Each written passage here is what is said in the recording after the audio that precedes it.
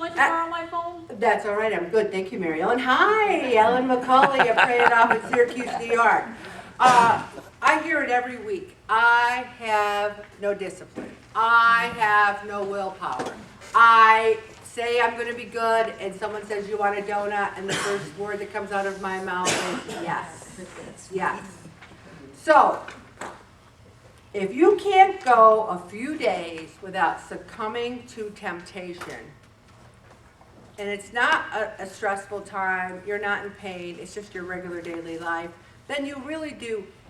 I don't know if you lack discipline as much as your goals aren't as important to you. I've done very badly with the weight loss.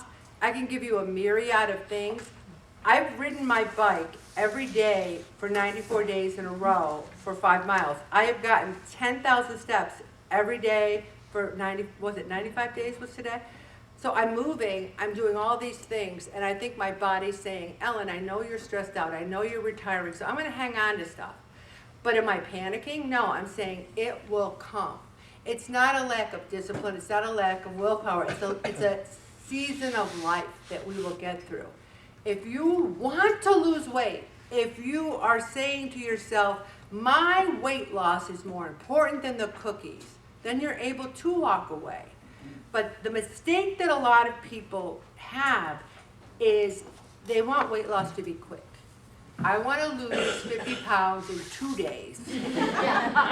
And then my college roommate and I have a goal because, I mean, we have a joke that we always say this. I'm going to go see her in August. I'm like, August? That's an eternity away. I have plenty of time to get to my goal weight. We say that no matter what. Oh, our 50th reunion's next year. I'm sure I'll be at my goal weight. We say that about everything. But the thing is, it's not quick. When Darlene said it took her 3 years to lose 10 pounds, I get it. And so what? So what? Everyone wants the quick fix and the quick fix. Why doesn't someone get a big billboard and say, quick fix diets do not last, they do not work. Oh, and everyone's talking about these new shots. So you put a shot in your stomach, you're going to lose weight. Really? I know 3 people that started it 3 months ago, and all they have is a lot of diarrhea, one, and they're not losing weight with it. The other one's constipated. I say, how's that shot? Not in the group. They're not in the group, because people are looking around and say, you listen to this. No, they're not in the group. They're people in my other life. One person already gave it up, okay? So, it's not quick. I want to go to the doctor. I told you, I went to the doctor and I said, Dr. Hassan, what can I do to lose weight? Help me. He goes, you need high intensity training, Ellen. I didn't want to hear that. I wanted a shot, a pill. I wanted him to say, you do have thyroid issues, Ellen. Here's a pill. It's not the way it works. We want it to be over and done with so we can get back to our regular lives. You can't. This is our regular life. Dealing with our weight for most people. Now, there are those skinny minis that can eat subs and ice cream and be 80, 90 and still be skinny minis. But for most people, certainly most Americans, we struggle with our weight. What is the difference between willpower and discipline? Listen to this. Willpower is the faculty, the wherewithal, your mind, where you decide on and you initiate an action. You say, I want to lose weight. I'm going to join Pray It Off. And you join Pray It Off. You come every week. It takes willpower to come every week. I'm going to fill out that food log. But discipline is where you train yourself to do something in a controlled and habitual way. So you might have the willpower, I'm joining Pray It Up, I'm coming every week, but you have the discipline to actually eat a little less and move a little more. You're doing some of it, but they both have to go together. Otherwise, you're just a sounding gong that says, I'm in a weight loss group, but are you losing weight? No, but I'm in it. All right? So, we cannot impose an overhaul. I think that's what so many of us do. We leave here and go, okay, tomorrow I'm going to fast for breakfast. I'm going to have just turkey for lunch. And then for dinner, I'm going to have a salad. and then it doesn't work out, and then we stop. We want to have a complete overhaul. If we reduce our calories 100 to 200 a day for a year, we will lose 15 pounds in a year. Some of us would like praise God, his holy name, if we lost 15 pounds in a year. And all it is 100 to 200 calories a day, a little less. So you say, well, every day I have a latte for breakfast and it's 280 calories. I'm not going to have a latte. That's all I'm going to do. One little change. One little change. Small changes, baby steps. It's not a race. I don't say, Amy gets her 20-pound award and Richard gets his 30, so Richard's better because Richard got 30. There's no race. There's no thing where I have a board that's got all your names and thank God I don't. Because people would quit. They would quit if they get, maybe I should. Let me think about that. No. But maybe we could all be riding a little horse, you know, it shows the horse going along the track. The thing is, it's not a race.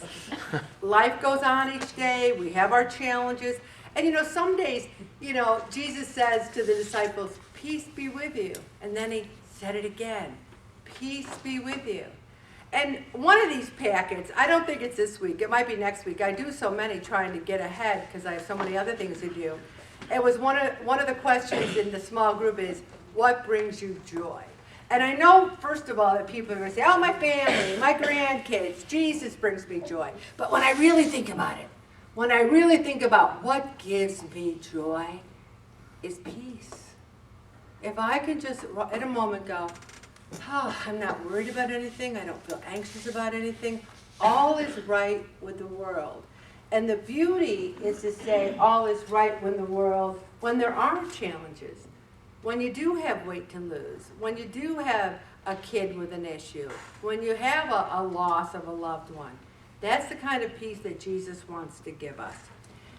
An easy approach to dieting is this. Take as long as you need to get to where you want to be and never push yourself beyond your discipline's ability, and success is all but assured.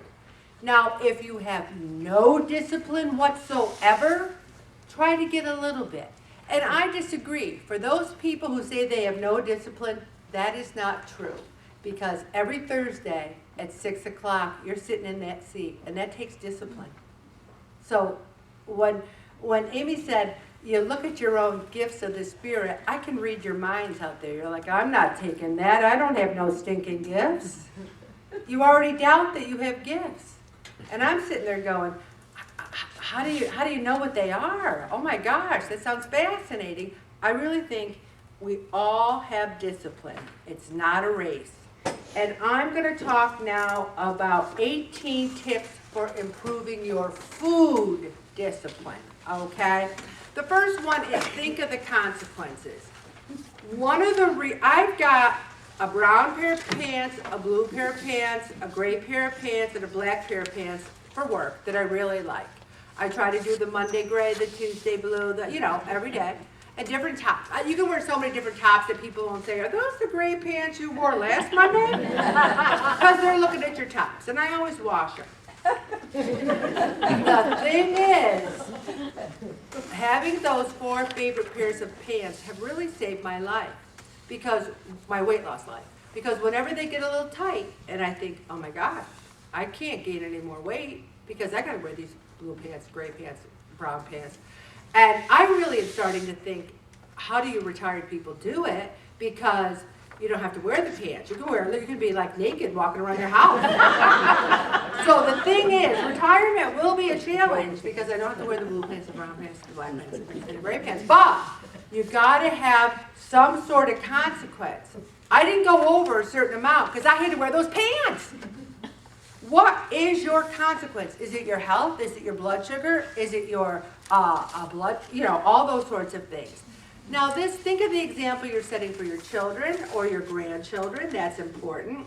Also, when it says think of the consequences, I had to stop eating ice cream, and I love ice cream because I get palpitations when I eat sugar like that. My body has just changed.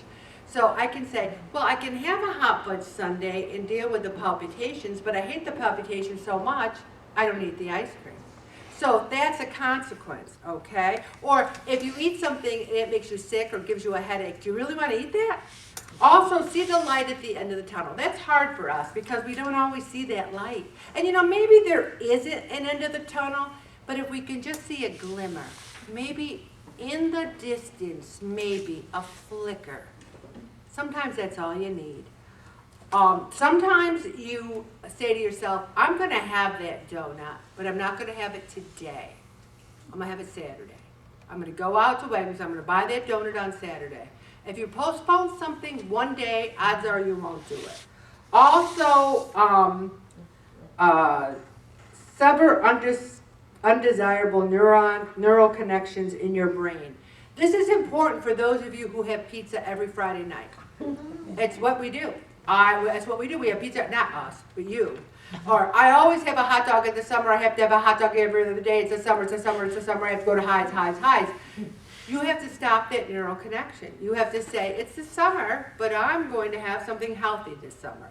And then start by having less rather than none. So you say, I have to have hot dogs in the summer, but I'm going to limit myself to one a week or one a month. All right? Also, reward yourself and find rewards. Like, guess what I did today? On my lunch hour, I walked over to the On Center because I don't want to use Ticketmaster when I can walk across the street. I played so many songs by Zach Williams, and I said he's coming to the Civic Center in October. And Bob said, get the tickets; it'll be a birthday present. So I went over there, and that's a reward to me. Going to see Zach Williams sing praise and worship song. That's important. It's a nice reward. Remove temptation. I am amazed at how many of you are eating things and I say, how did it get in their house? Where did it come from? Did it just materialize there? Also set a goal. That is so big. That is so big. That is so big. I've already said to Bob in the car yesterday, I said, you know, Bob, I did not set the world on fire. I did not really do well weight-wise this time, but I didn't quit. But you know what I'm going to be? And you write it down and you highlight it and you underline it. In September, I will be a summer hero. I already know I will be. A summer hero is someone who stays the same or loses weight over the summer. I have made that my goal. Think about what your goals are. Also, breathe. I've been trying to breathe more deeply. Turn off the TV. Sometimes I say to Bob, I cannot watch the news tonight. I'm stressed already. Let's just keep Lester on hold tonight. You know, the anniversary of Uvalde, where I had to hear about those parents losing their kids and I couldn't fall asleep. Don't put yourself through that if you're under stress. Also, I love this. Read Shogun. Now, I saw the miniseries, but I never read the book. And they say it's reading another culture is very entertaining. It's very good. Consider your future health. This is so important for those of us. Each day we get older, that means everyone in the room. We might be okay today, but what about tomorrow and tomorrow and tomorrow? Also, think of the money you'll be saving. I saved so much money because I never bought lunch. All the 13 years, when you count my time from the 70s, I never bought lunch downtown. I never bought anything in any vending machines. I brought everything to work because that's my plan. Stopping right there, Bob.